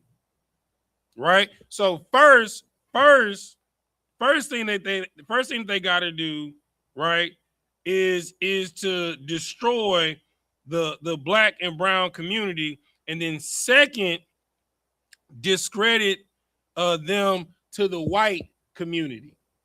Right. It cuts off. I forgot what the third one was. I used to know them by heart. Right. But this is a legal document from COINTELPRO that was unredacted. This is from the 60s. Right. And we would all agree they were successful. Every major movement that we had, the Brown Berets, our Hispanic brothers, the Black Panthers, the CLC, the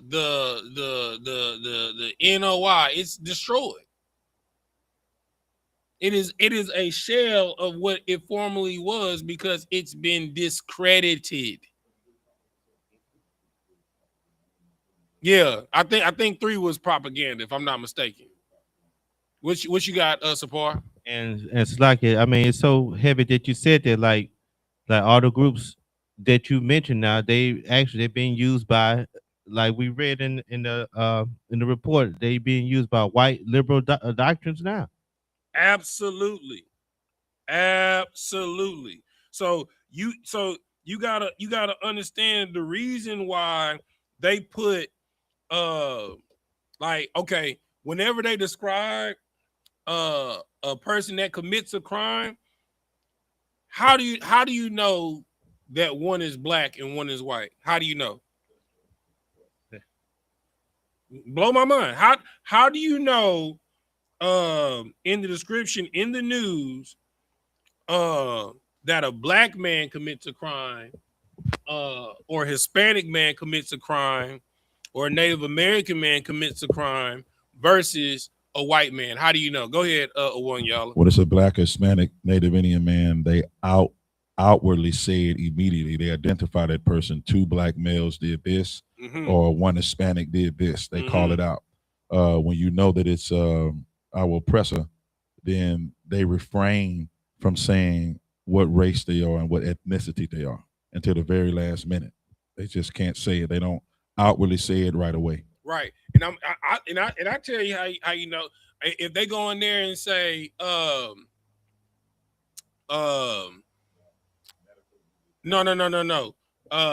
When it's a white man that commits a crime, it says oh my God. No.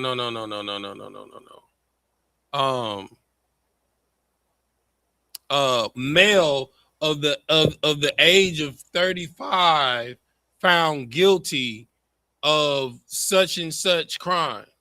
Female age such and such found guilty of such and such crime. They don't say a white male. They don't say a white female, right? And then they don't put their picture on the screen. You understand? They just describe the offense, right?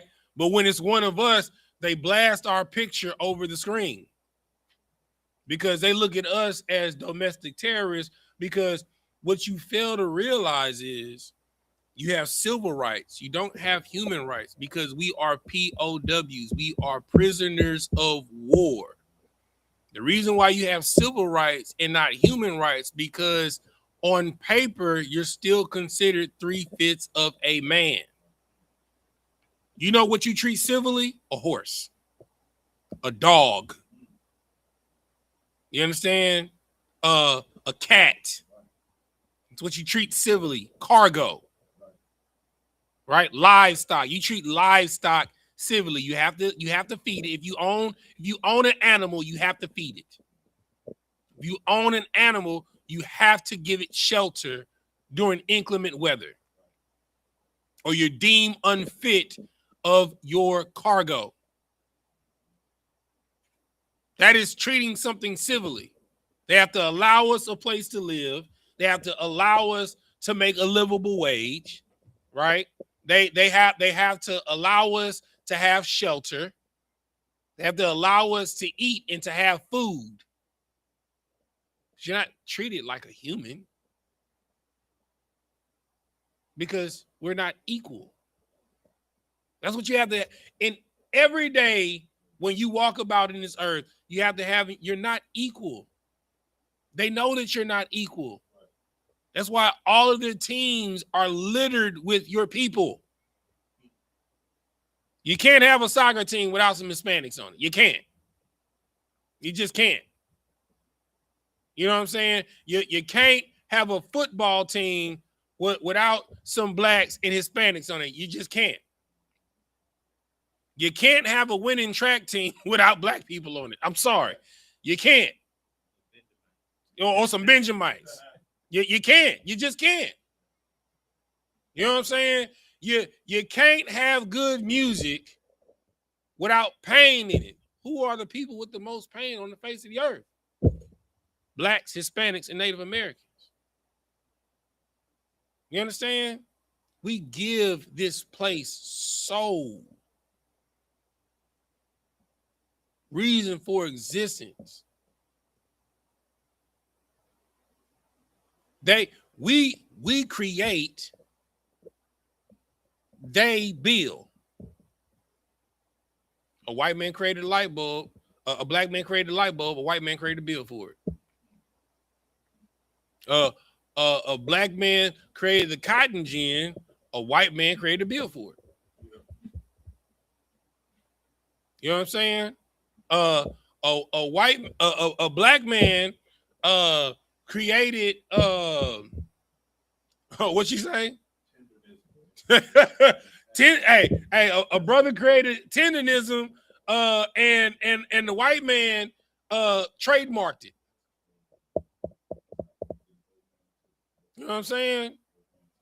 See, we create to free. They administrate to slave. Everything that we have created, they created a bill for it. You understand? Like, you know, a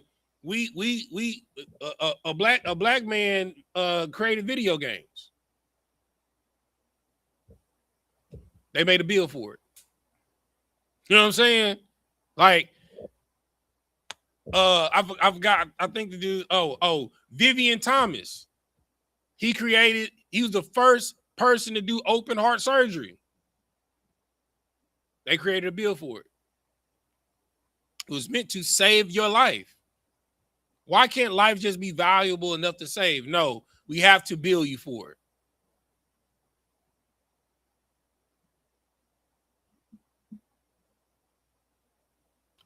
All you got to do is to go on what's the people that the food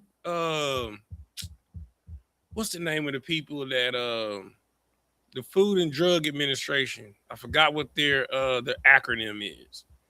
But all you got to do is go on their website and to look up natural plants that they ban as contraband, that you can't buy or sell. It's because you wouldn't need to buy the medication, that they synthetically made a formula of the plant.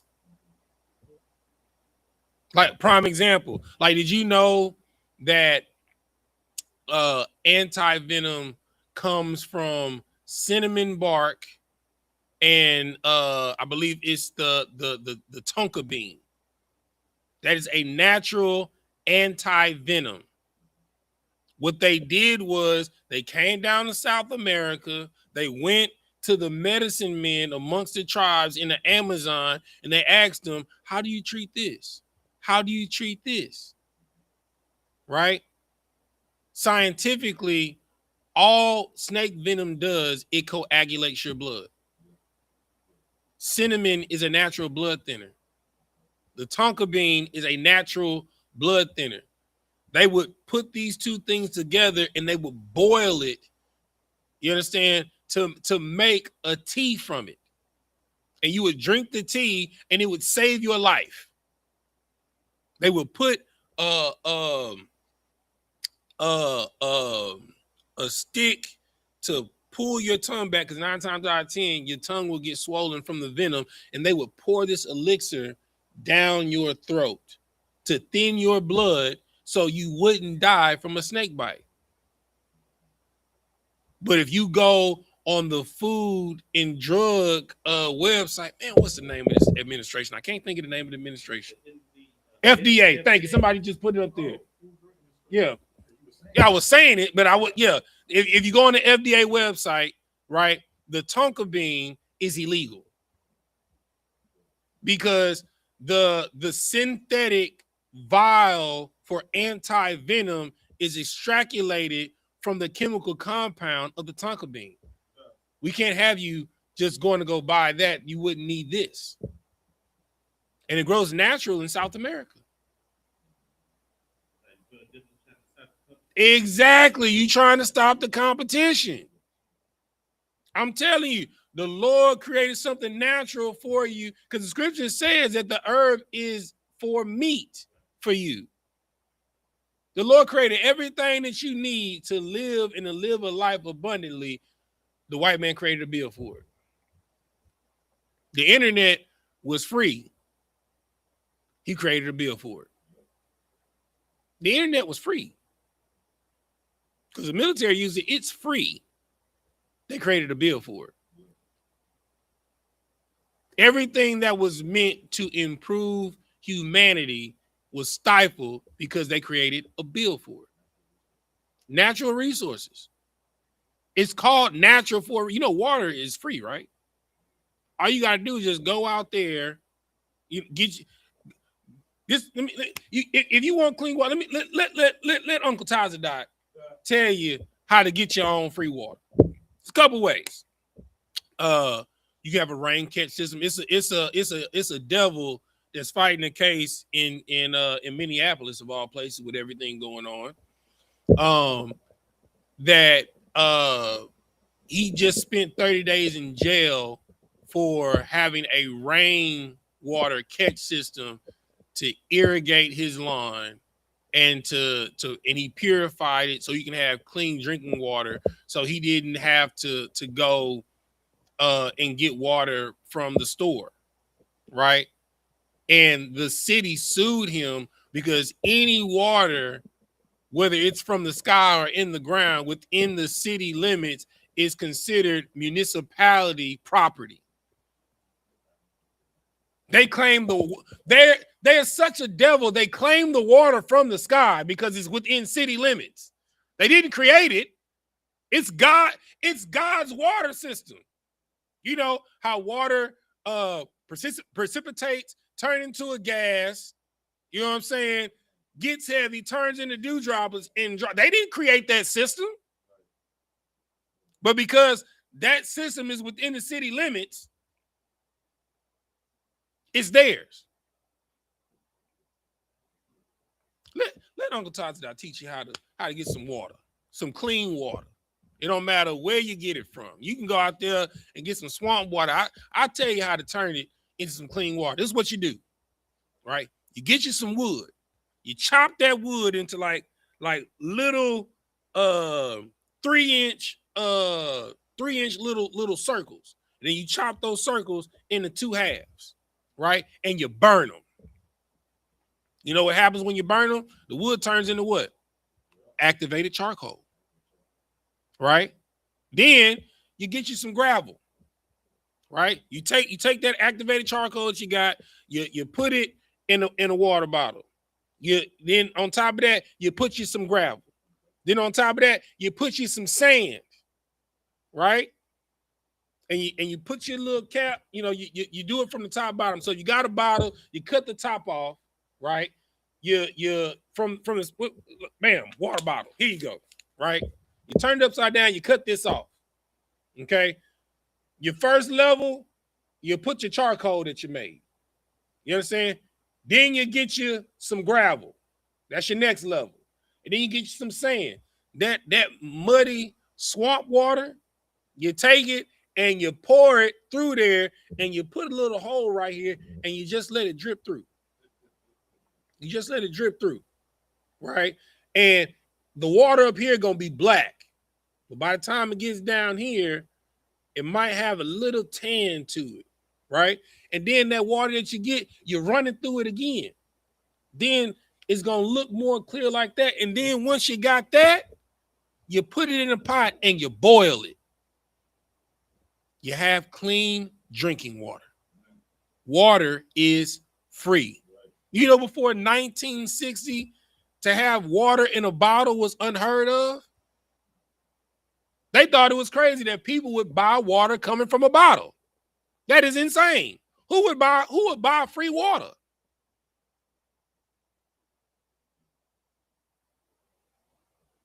But this is the mindset of a white liberal, right? We're not all right.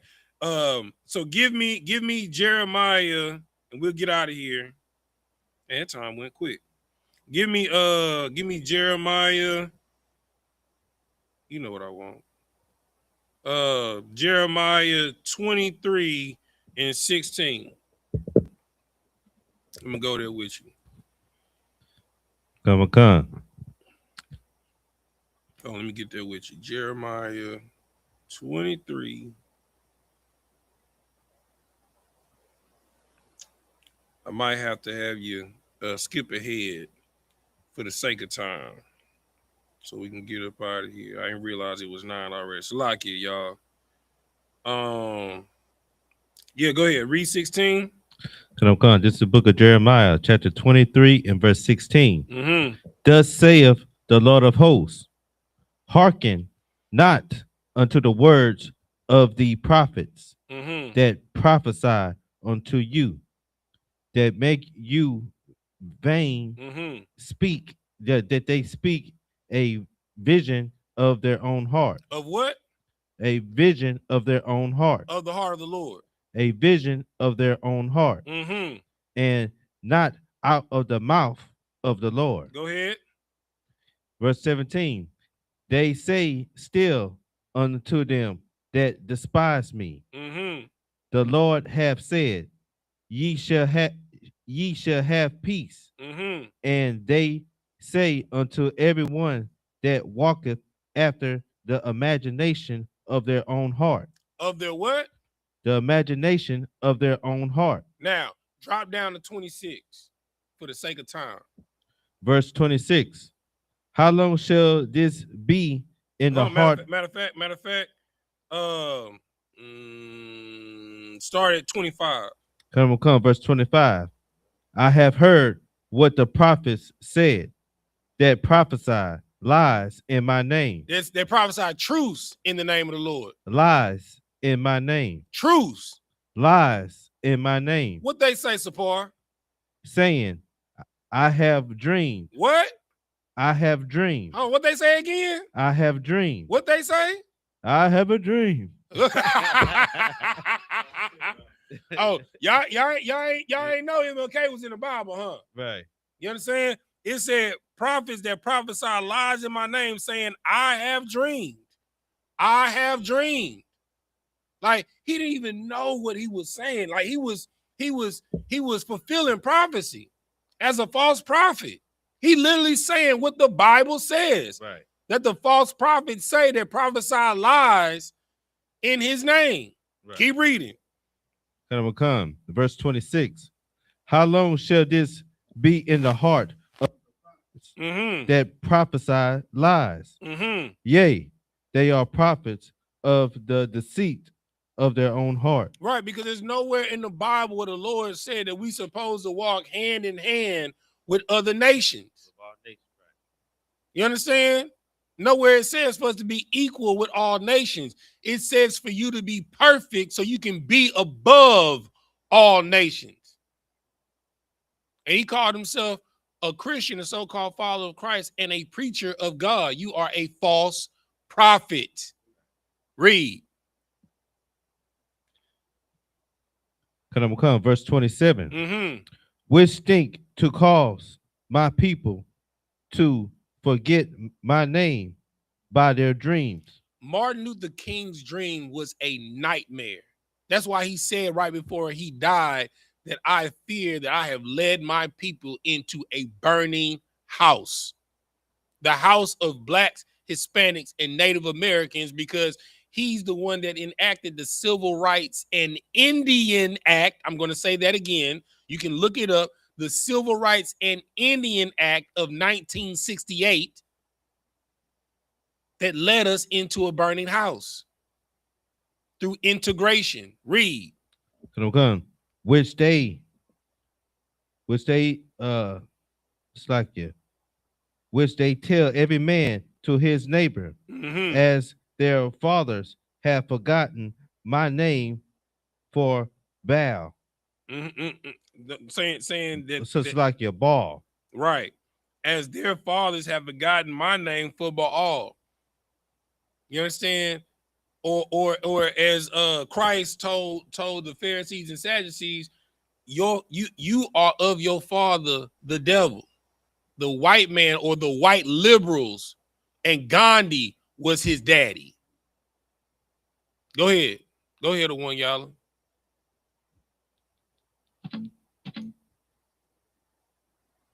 I have a dream today.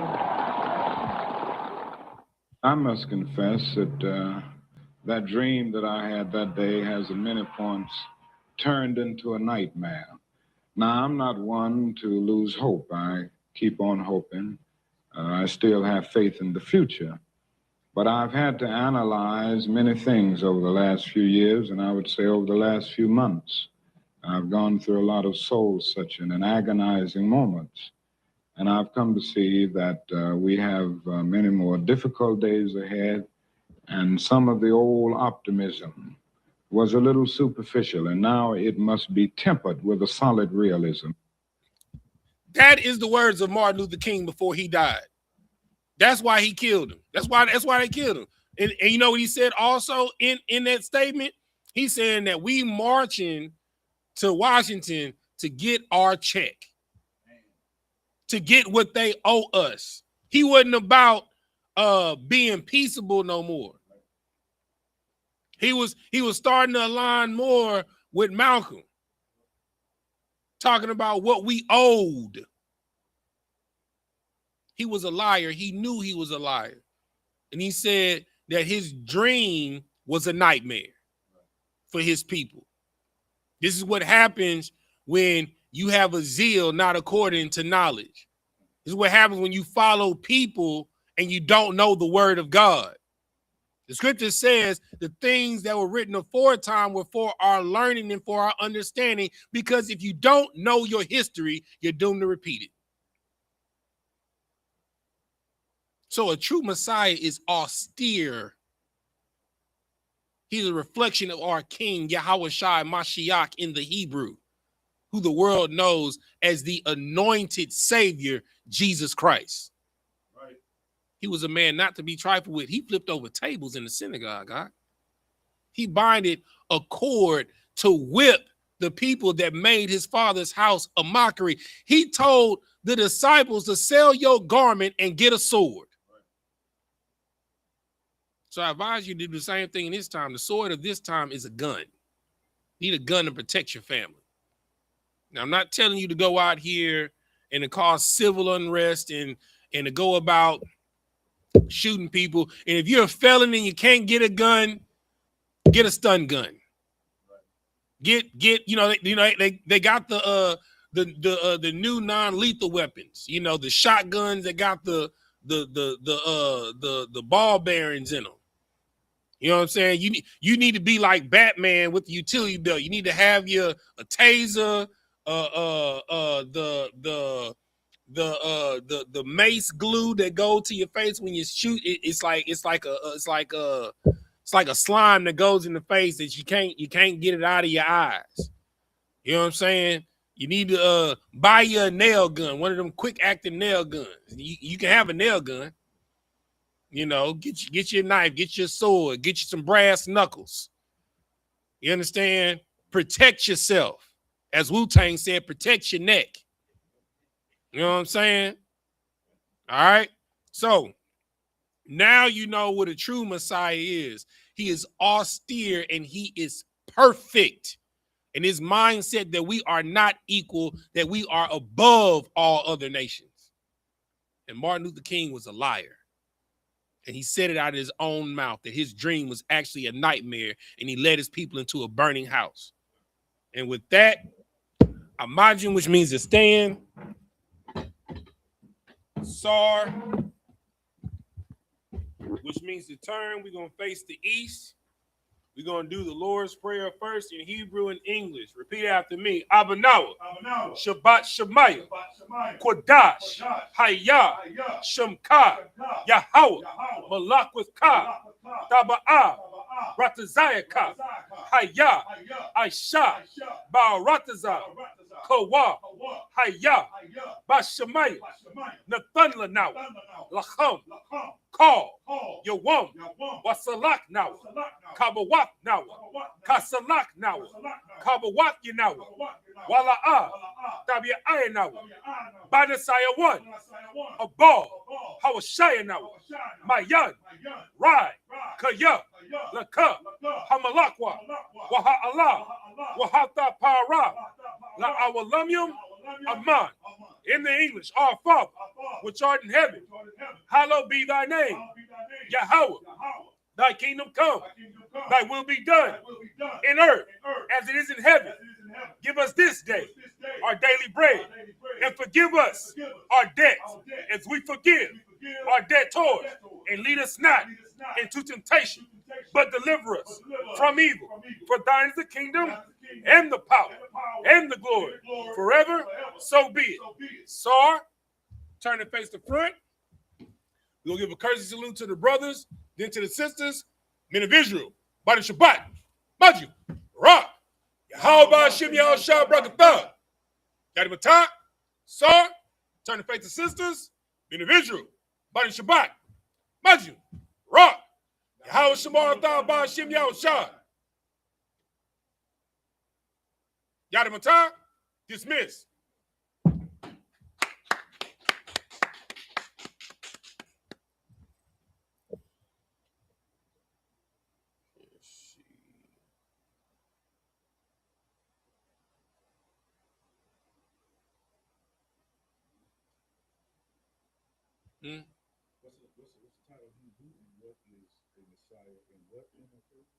And MLK is a false prophet. Okay.